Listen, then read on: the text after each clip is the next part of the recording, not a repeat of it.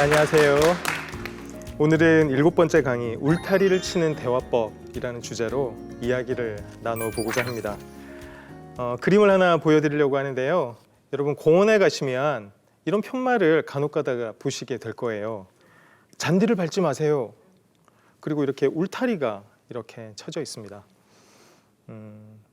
이 울타리를 무시하고 이 울타리 안으로 들어가게 되면 어떤 일이 벌어지죠? 자라야 할 잔디가 다 죽게 됩니다. 그렇죠? 그리고 이 공원은 그 아름다움을 잃게 될 거예요. 사람도 마찬가지입니다. 사람에게도 밟지 말아야 할 잔디가 있어요. 우리의 마음속에 누구도 밟지 못할 잔디밭이 있습니다. 뭐가 필요할까요? 울타리가 필요합니다. 울타리. 울타리가 없으면 우리의 마음속에 자라야 할 것들이 자라지 못하고 죽게 돼요. 성장해야 할 것들이 성장하지 못하고 죽게 된다는 것이죠. 그래서 우리가 이 대화를 할 때도, 관계를 할 때도 우리에게는 울타리가 필요합니다. 그러면 울타리가 뭔가? 울타리는요, 건강한 인간관계를 위해서 필요한 요구의 한계 설정이에요. 우리가 누군가에게 어떤 요구를 할 때도요, 어떤 생각을 해야 되나요? 내가 이걸 요구할 수 있을까? 요구를 해야 되나? 혹은 말아야 되나? 여러분, 이런 고민을 해야 되죠. 모든 요구를 다른 사람에게 할 수 없어요. 그죠? 할 수 없는 요구도 있어요. 다른 사람들이 나에게 요구를 할 때도 내가 그 요구를 다 받아들여야 되나요? 아니죠. 울타리가 필요해요. 당신은 여기까지는 요구할 수 있고요. 그거 넘어서는 요구할 수 없어요. 라고 우리가 말해 주어야 하죠. 만약 그게 없으면 어떻게 할까요? 사람들은 울타리를 넘어와요. 그리고 우리의 마음을 밟게 돼요. 그러면 우리가 때로는 분노를 느끼게 되고 때로는 깊은 우울을 느끼게 되고 그 사람과의 관계가 깨어지게 되겠죠. 그렇죠? 그래서 우리는 이 요구의 한계 설정을 하는 것이 너무너무 중요합니다. 다시 말하면 울타리를 만드는 게 너무 중요하다는 것이죠. 울타리가 무너지는 예가 있어요.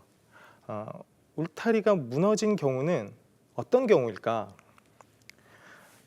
마마보이와 어머니, 이 사이는 울타리가 무너져 있어요. 보통 마마보이는 그냥 만들어지는 게 아니에요. 그 엄마가 아들을 마치 대리 배우자처럼 여기는 거예요. 남편보다 훨씬 이 아들과 친해요. 커플티를 입을 때 남편과 커플티를 하는 게 아니라 이 아들과 커플티를 하는 거죠. 그리고 아들과 많은 시간을 같이 보내요. 그리고 이 아들은 엄마가 하는 말을 너무 잘 들어요. 어떤 선택을 할 때 엄마의 의견에 따라 선택을 해요. 이 아들이 커서 결혼을 했어요. 어떤 일이 벌어질까요? 집을 사야 돼요. 어느 곳에 집을 사야 하는데 내가 빌라를 살지, 일반 개인주택을 살지, 아파트를 살지 누구한테 물어봐야 돼요? 엄마한테 물어봐야 돼요? 원래는 누구한테 물어봐야 돼요? 아내한테 물어봐야 되죠. 그런데 아내가 옆에 뻔히 있는데 전화기를 듭니다. 그리고 엄마에게 전화를 해요. 40살이 넘은 아들이 묻습니다. 엄마, 이사를 가는데 아파트로 가는 게 좋을까요? 빌라로 가는 게 좋을까요? 그냥 일반 주택으로 가는 게 좋을까요? 그걸 듣고 있는 아내의 마음이 어떨까요? 여러분, 기가 막힌 거죠.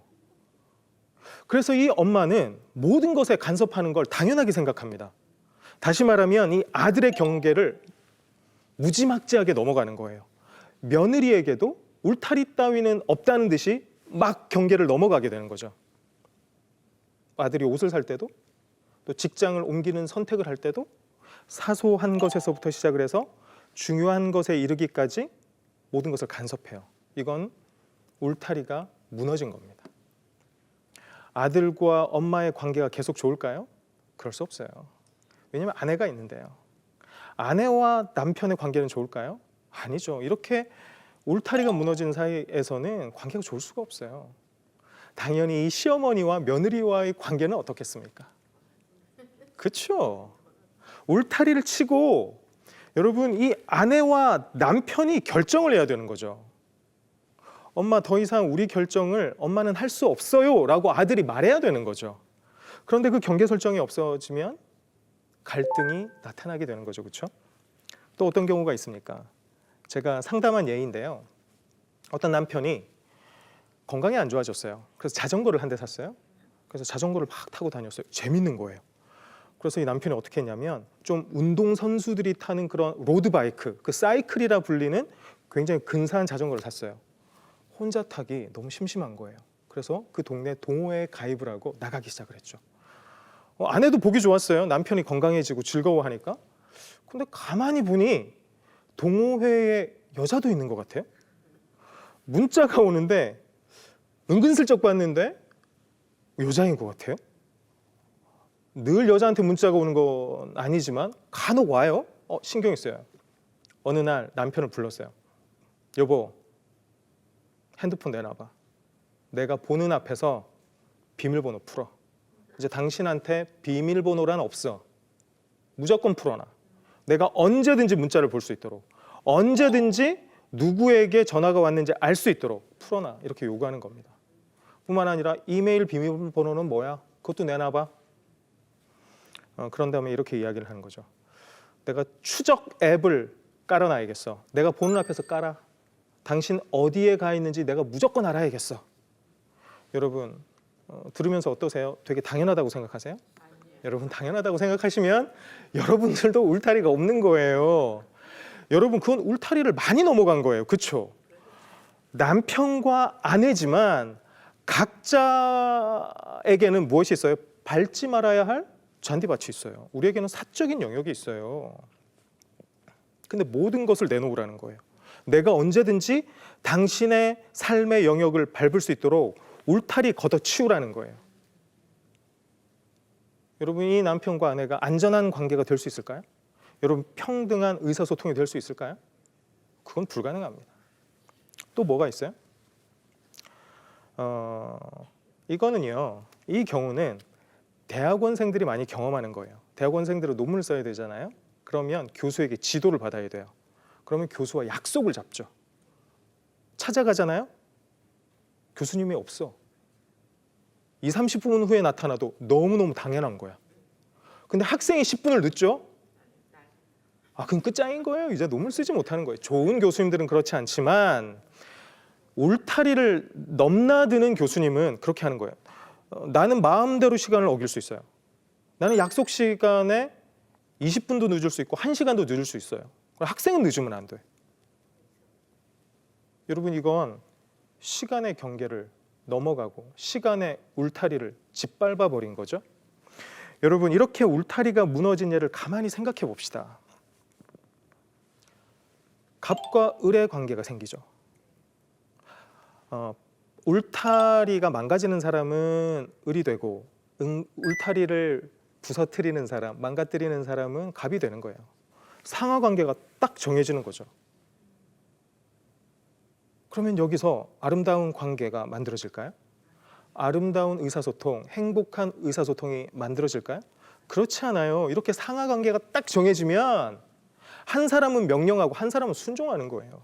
여러분, 그런 관계에서 행복이 어떻게 만들어질 수 있나요? 어떻게 관계가 아름답게 만들어질 수 있겠어요? 그건 불가능한 거죠. 그래서 여러분, 모든 것에 모범생이 되더라도 대화에서는 모범생이 되면 안 돼요. 여러분, 기억하세요.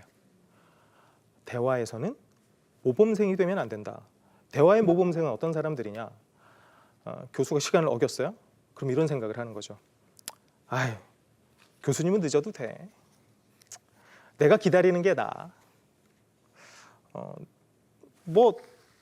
내가 기다리는 건 괜찮지만 나는 상대가 기다리는 거 정말 싫어. 늘 이렇게 말하는 거예요. 나는 모든 사람들의 요구를 들어줄 수 있어요. 다른 사람들은 나에게 자유롭게 요구할 수 있어요. 근데 난 다른 사람들에게 시간을 지키라고, 내가 원하는 것을 해달라고 요구할 수 없어요. 여러분, 이게 대화의 모범생이에요. 늘 상대방을 기분 좋게 해주는 거죠. 이런 사람이 마음이 편할까요? 여러분, 겉으로는 이런 말을 해도요, 속은 썩어 문드러지는 거예요. 마음이 불편해요. 여러분, 마음이 불편하면 착한 거예요, 안 착한 거예요?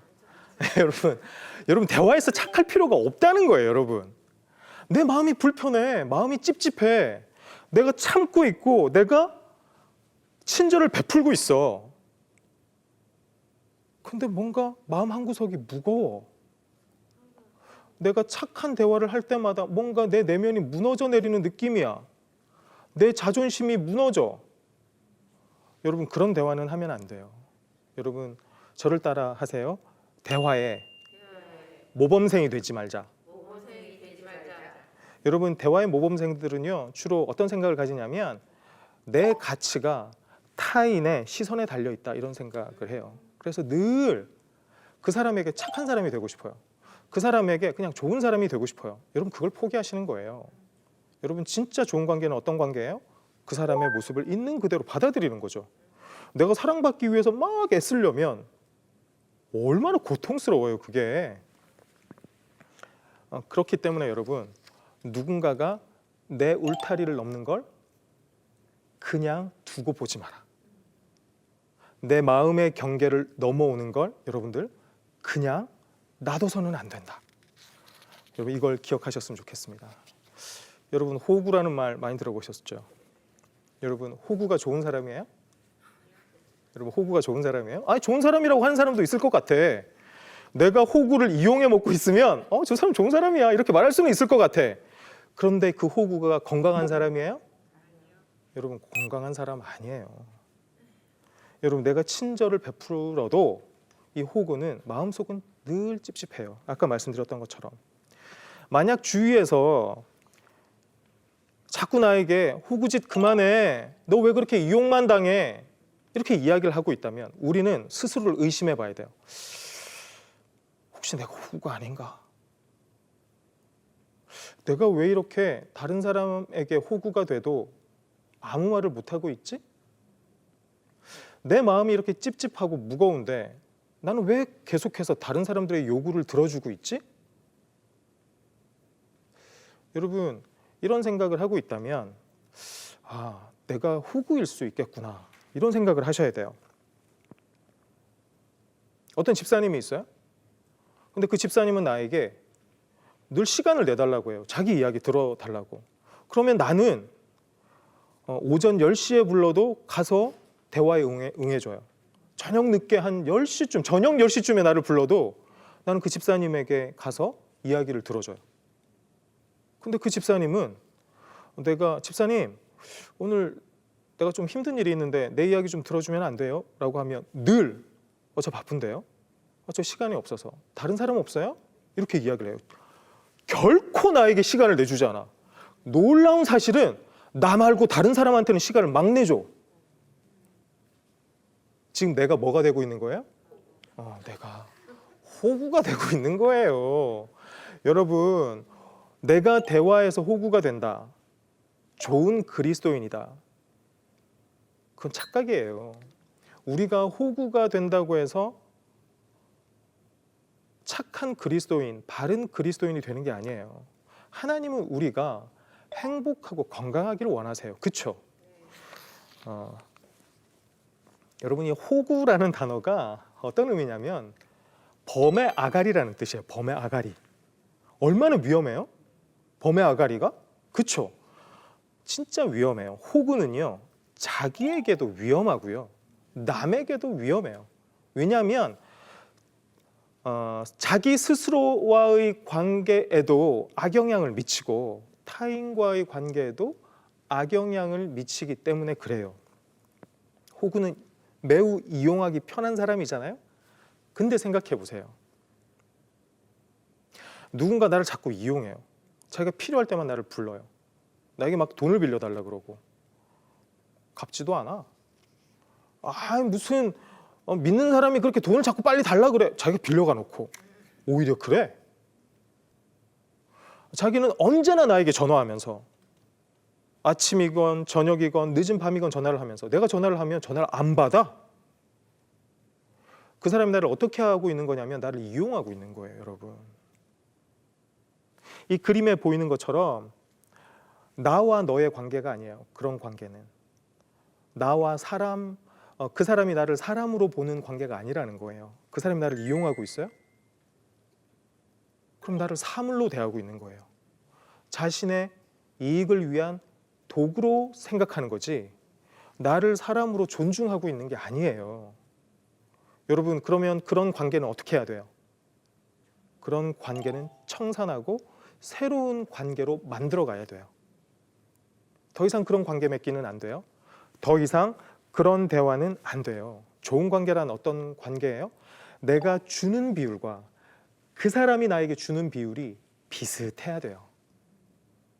여러분, 그래야 평등한 관계고, 그래야 마음 편한 관계고, 그래야 행복한 관계죠. 그렇죠? 울타리에 여러 가지 종류가 있어요. 너무 낮은 울타리가 있어요. 너무 낮은 울타리. 너무 낮은 울타리는 뭐냐면 어떤 요구라도 들어주고 거절하지 못해요. 여러분, 누군가가 구역 예배를 다 마치고 나서 중국집에 가요 이랬어요. 근데 나는 이틀 동안 중국 음식을 먹었어요. 먹기 싫겠죠, 그렇죠? 먹기 싫을 거잖아요. 근데 어떤 요구라도 다 들어주는 사람은 어떻게 하냐면 자기 이틀 동안 중국 음식 먹어서 먹기 싫은데도 어떤 구역원이 중국 음식점 가요 딱 그러면요 바로 이렇게 이야기를 해요. 그렇죠, 오늘 같은 날씨에는 짬뽕이에요 막 이렇게 이야기하고 그냥 따라가요. 요구를 들어줘요. 자기는 진짜 중국 음식 먹기 싫으면서 그렇게 남의 요구를 들어줘요. 그러면 내 마음속이 움직여요.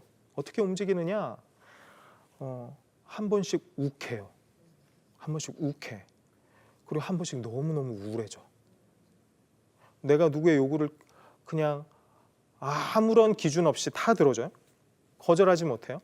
그럼 이 욱과 우울을 계속 왔다 갔다 해요. 건강하지 못한 거죠. 여러분, 욱과 우울을 오가는 사람과 누가 친하게 지내고 싶겠어요? 여러분 생각해 보세요.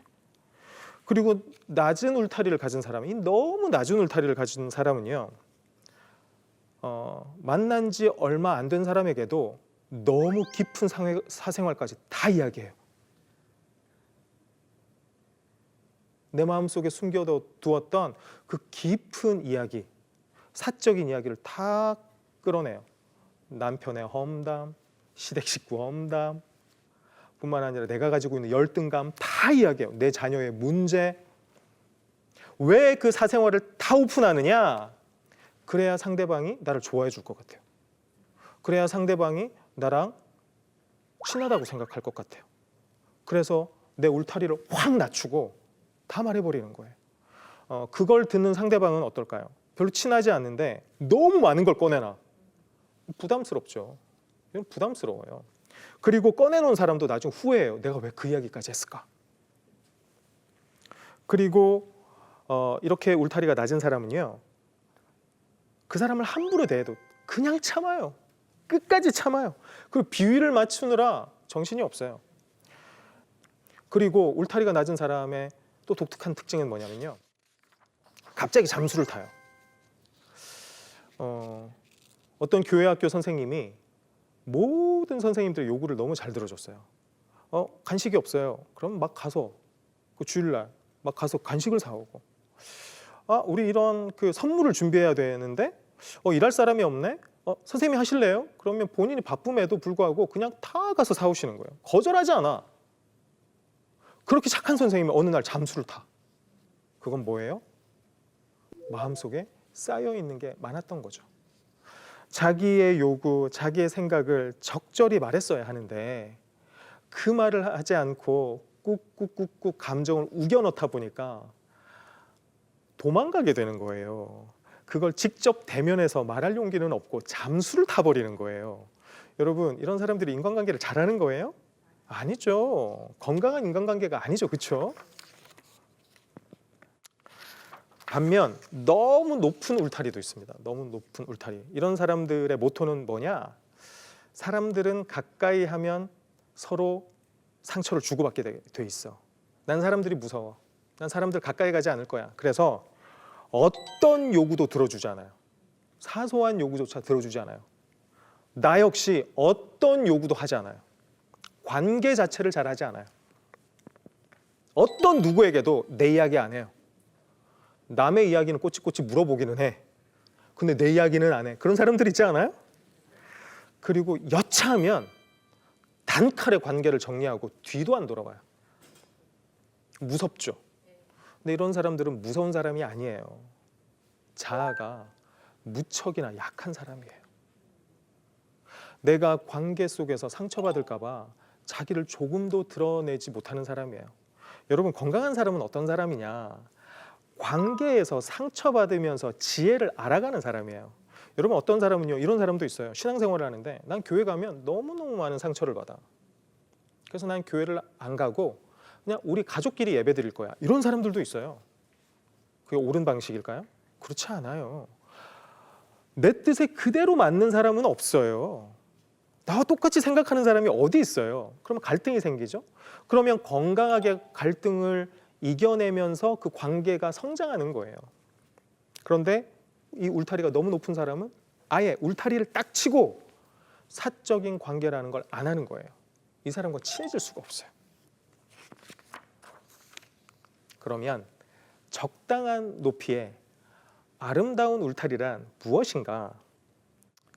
첫 번째는 다른 사람들의 생각도 되게 중요한데 내 생각을 무척이나 존중해요. 내 안에 이런 욕구가 있구나. 나에게 이렇게 하고 싶은 게 있구나. 내 생각이 중요하니까 다른 사람들에게 내가 원하는 것을 매우 자연스럽게 이야기할 수 있겠죠, 그렇죠? 그리고 적절한 수준에서 사생활을 공유해요. 점차적으로 사생활을 공유하죠. 좀 친해지면 내 장점도 이야기하고 내 주변의 일들도 조금 이야기했다가 조금 더 친해지면 내 안에 있는 갈등과 내 안에 있는 문제들도 이야기했다가 좀 더 친해지면 내 가족의 이야기, 내 과거에 있었던 트라우마 이런 것까지 이야기할 수 있죠. 그러니까 점차적으로 사생활을 공유해요. 친밀도에 따라서 사생활을 공유해요. 또한 편하게 거절해요. 집사님, 그 토요일 날 교회 일이 있는데 집사님한테 미리 부탁을 못했는데 혹시 저 좀 도와줄 수 있어요? 교회 청소를 위해서 청소 도구를 좀 사야 되는데 집사님 좀 시간 좀 내주시면 어때요? 이렇게 물어요. 근데 나는 이미 가족들과 호텔에서 식사를 하려고 예약을 해뒀어요. 그러면 어떻게 해야 돼요? 집사님, 제가 가족들과 식사를 하려고 벌써 2주 전에 예약을 해뒀거든요. 이번에는 어려울 것 같아요. 라고 거절을 딱 해야 되죠. 근데 거절을 못해요. 그러면 아름다운 울타리를 갖고 있는 게 아니에요, 그죠? 거절을 못하는 건 울타리가 높은 거예요, 낮은 거예요? 엄청 낮은 거죠, 그렇죠? 편하게 거절할 수 있어야 적당한 높이의 울타리를 갖고 있는 거예요. 그리고 거절하면서도 별로 내 마음이 불편하지 않아야 돼요. 여러분, 그러면 거절도요, 뭐가 필요하냐면 연습이 필요한 거예요. 나에게 정당한 이유가 있어요? 그럼 정당하게 거절하는 훈련을 해야 되는 거예요, 여러분. 또한 거절을 당해도 저분이 바쁘구나, 내지 저분에게 일이 있구나, 그렇게 생각해야 되지. 내가 집사님 토요일 날 그 시간 있으시면, 분명히 이렇게 물었어요. 시간 있으시면 저 좀 도와주실래요? 청소 도구 사러 가야 하는데 좀 같이 가주세요. 그랬더니 식사를 미리 예약해뒀다고 그 집사님 거절을 하시는 거야. 그랬더니 저분이 저렇게 내 존재를 거절하시나? 라고 생각을 하던가, 혹은 저런 식으로 핑계를 대시는구나 라고 생각을 하면서 수치심에 사로잡혀 있어요. 여러분, 그런 사람들도 온전한 울타리를 갖고 있는 게 아니에요, 그죠? 거절을 당해도 수치심을 갖지 마셔야 돼요. 여러분, 누구나 편하게 거절하고 거절당할 수 있어야 된다는 거예요. 그러면 용감하게 울타리를 치는 방법에는 뭐가 있나? 상대방이 내 감정을 건드리는 행동을 해요. 예를 들어서 교수님이 막 30분, 40분을 그냥 늦었어요. 그러면 교수님, 제가 40분을 여기서 기다렸습니다. 선생님, 교수님, 저 되게 속상해요. 라고 말할 수 있어야 되죠. 그리고 문제를 인식하는 순간, 그 교수님을 만난 순간 즉시 주저없이 대응해야 돼요. 나중에 가서 이야기를 하면요, 속으로 생각하는 거죠. 이 교수님한테 어떻게 예의 바르게 이야기를 해야 되나. 나중에 그래 모아놨다가 한꺼번에 이야기를 하자. 이러고 나중에 가면요, 그 교수님 생각도 못해. 기억도 안 나. 여러분, 상황이 발생하면 그 즉시 대응해야 한다. 그리고 뒷담화 대신에 당사자에게 직접 말해야 된다. 여러분, 내가 힘들다고, 그 사람을 대면해서 말하기 힘들다고 다른 학생을 붙들고 교수님이 그랬어. 늘 늦어. 이번에도 40분을 늦었다고. 그리고 나한테 사과도 안 해. 막 이렇게 이야기를 하면요, 메시지가 왜곡돼요. 저 학생은 그 교수님을 굉장히 심하게 욕하던데? 그리고 그 교수님이 뭐 교수 같지 않다던데? 막 이렇게 곡해돼서 메시지가 전달될 수 있어요. 그리고 비밀은 항상 누설돼요, 여러분. 조심하셔야 돼요. 보통 뒷담화가 누설이 돼요. 당사자에게 직접 말하는 게 정말 중요해요. 어떤 상황이 발생했을 때 주저하지 않고 그 당사자에게 직접 말하는 것. 그리고 눈치채길 기다리지 않고 원하는 바를 분명하게 이야기해야 돼요. 내가 교수님 앞에서 막 삐져 있다고 해서 그 교수님이 알아채지 않아요? 쟤 왜 저래? 이런 생각을 하지? 내 뉘앙스를 알아차릴 것이다. 내가 이렇게 화나 있으면 상대방이 왜 화났는지를 알 수 있을 것이다. 그래서 알아서 조심할 것이다. 여러분, 매우 신화적인 기대예요. 그런 기대를 하면 안 돼요. 분명히 표현해야 된다.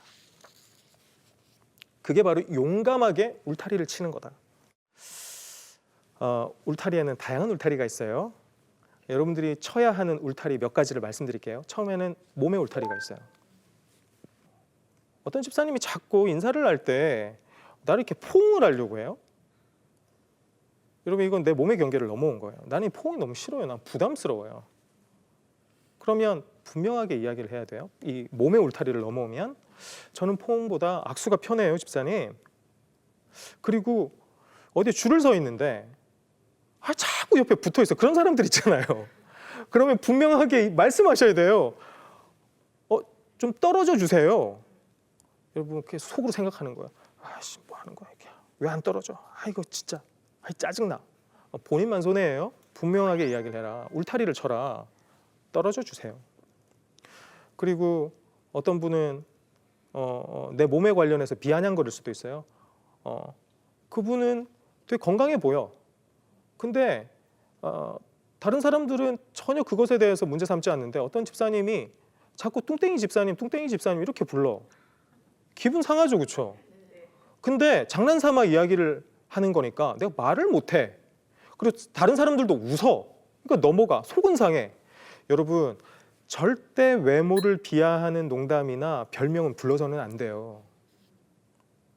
그 굉장히 위험한 거예요. 몸의 경계를 넘어온 거예요. 집사님, 제 외모에 대해서 말씀하시는 건 저 되게 불편해요. 집사님이 내 외모에 대해서 별명을 부르는 거 저 굉장히 불편해요. 라고 울타리를 치셔야 돼요. 생각의 울타리도 있습니다. 생각의 울타리는 뭐냐? 자신의 의견과 달라도 존중해 달라고 표현하는 거예요. 내가 중등부 교사인데 수련회를 외부로 나가기로 했어요. 근데 나는 외부보다는 이번에 교회에서 하면 좋을 것 같아요. 그래서 교회에서 하는 건 어떨까요? 라고 이야기했더니 옆에 있던 집사님이 노발대발하면서 막 큰 소리를 치시면서 어떻게 수련회 같은 중요한 사역을 교회 안에서 하냐고, 정신이 있냐고 없냐고. 이 중학교 아이들 신앙생활이 얼마나 중요한데 그걸 교회에서 대충 하려고 하냐고 하면서 막 윽박지르시는 거예요. 여러분, 이건 생각의 경계를 넘어오는 거예요. 그 사람의 생각을 무지막지하게 짓누르려고 하는 거잖아요. 이건 생각의 경계를 딱 넘어온 거예요. 그때는 생각의 울타리를 치셔야 돼요. 큰 소리를 치니까 마음이 상하고 힘들어요.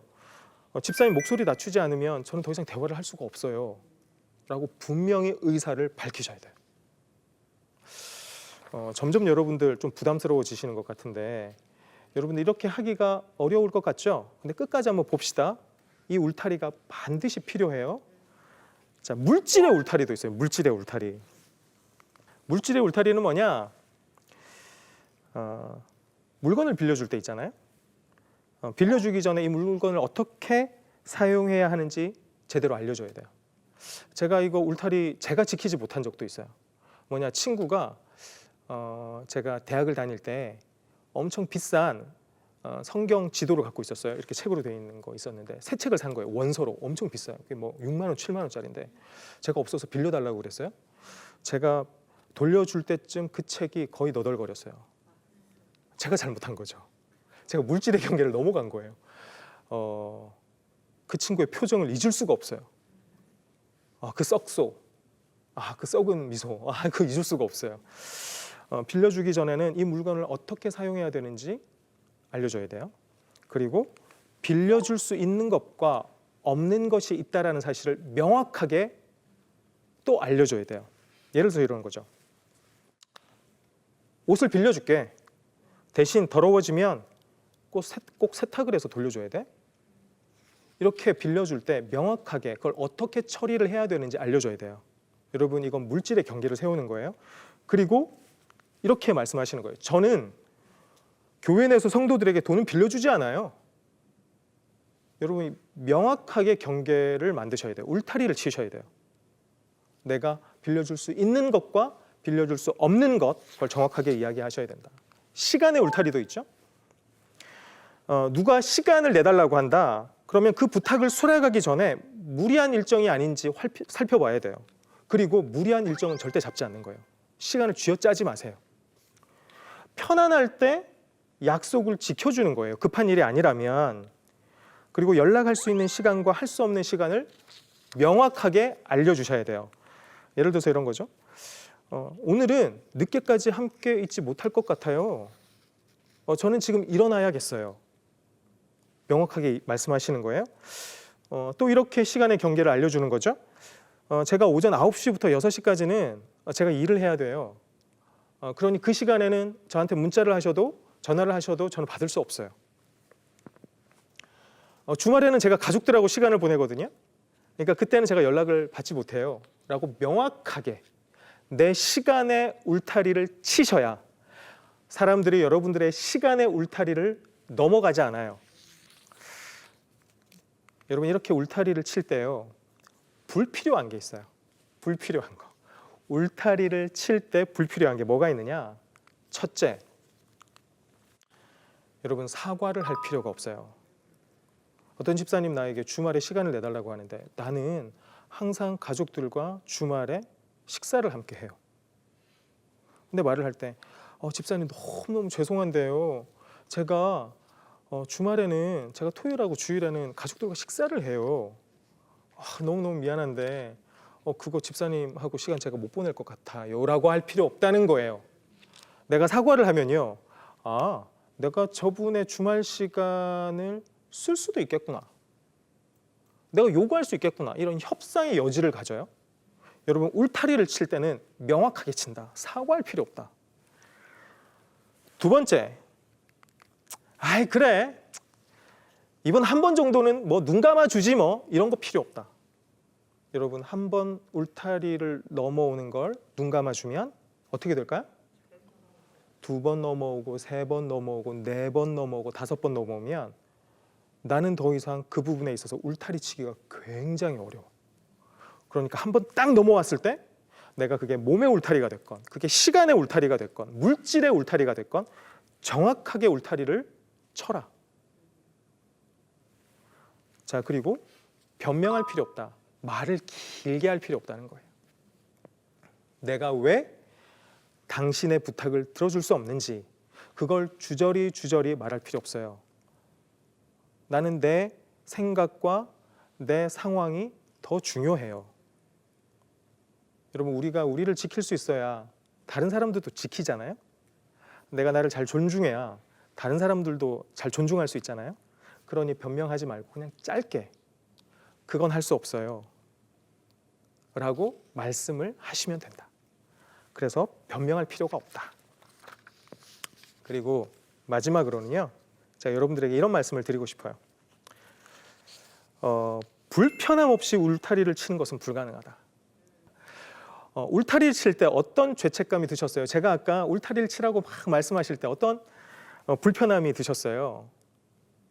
첫 번째, 죄책감이 들어요. 그러면 다른 사람 상처받으면 어떡하지? 그 사람 마음 상하면 어떡하지? 나랑 친한 사람인데? 나랑 친한 친구인데? 나랑 친한 집사님이고 친한 장로님이고 권사님인데? 어떡하지? 죄책감이 든다. 또 두려움이 든다. 나를 나쁜 사람이라고 생각하면 어떡하지? 나랑 절교하면 어떡하지? 직장에서 나를 자르면 어떡하지? 여러분, 우리가 울타리를 칠 때 있잖아요. 이런 죄책감과 두려움은 반드시 들어요.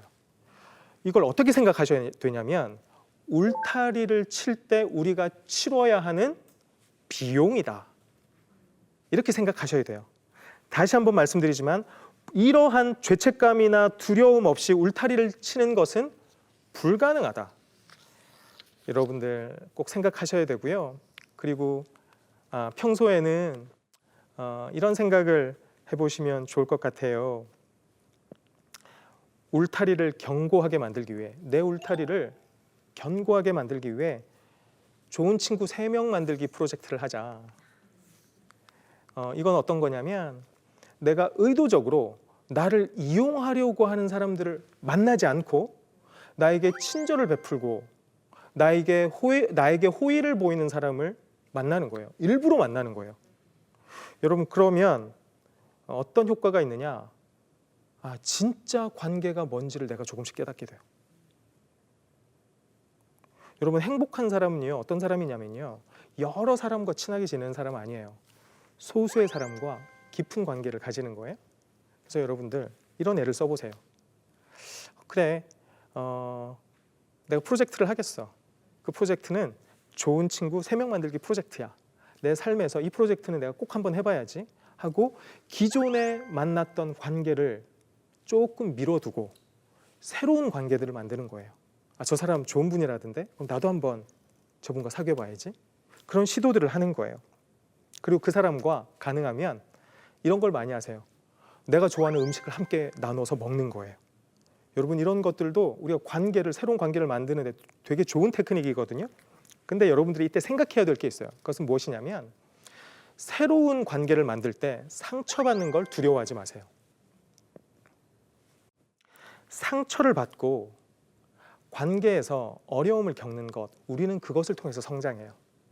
그리고 그 과정을 통해서 우리는 더 좋은 사람을 만나는 방법을 익히게 돼요. 그러니 두려워하지 말고 여러분, 새로운 관계를 만드는 걸 연습해 보시기 바랍니다. 네, 오늘은 어떻게 하면 우리가 좋은 인간관계를 하기 위해서 울타리를 제대로 칠 수 있을까, 이런 방법들에 대해서 살펴보았는데요. 여러분, 연습 한번 잘 해보실 수 있으시겠어요? 네, 한 주간 한번 연습을 잘 해보시고 나중에 저에게 그게 어땠는지 한번 알려주셨으면 좋겠습니다. 오늘도 경청해 주셔서 감사합니다.